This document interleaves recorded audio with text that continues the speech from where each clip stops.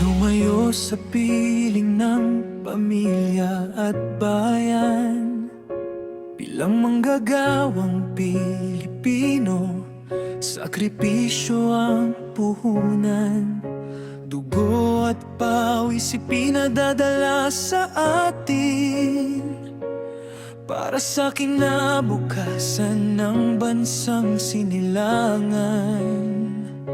Sinasabing tayo ang malaking ambag sa takbo ng ekonomiya sa yaman ng bansa. Ngunit bakit pag may tulong na inilalaan, tayo pa ang unang isinasantabi at isinasantabi pa?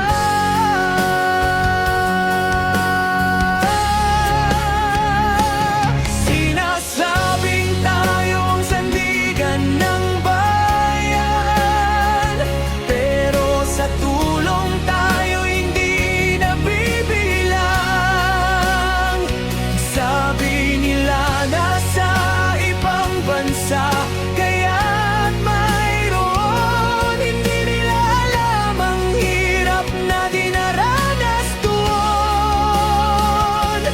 Masakit isipin na ganon ang tingin sa aming pawis at luha na inalay. Kahit na malayo damay sa hirap, pero sa tulong parang hindi tayo karapat-dapat.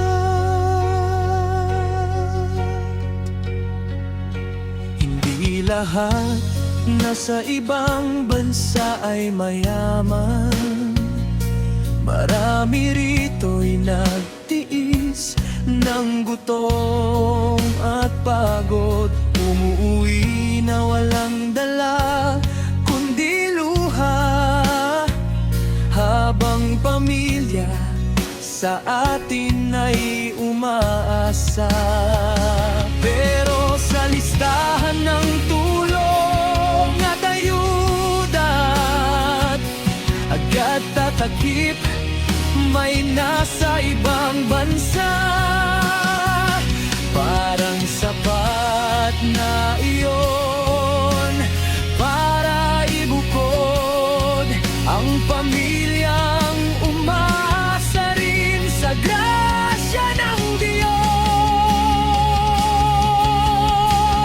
Kung tayo ang nagpapatakbo ng takbo ng buhay, kung tayo ang nagpapatibay sa bayan, bakit sa oras ng pangangailangan tayo pa ang inilalayo sa tulong na inaasam?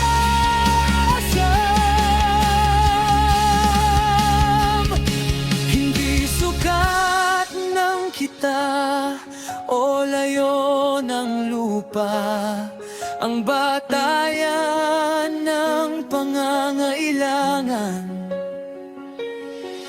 kundi ang totoo at tunay na kalagayan ng bawat pamilya.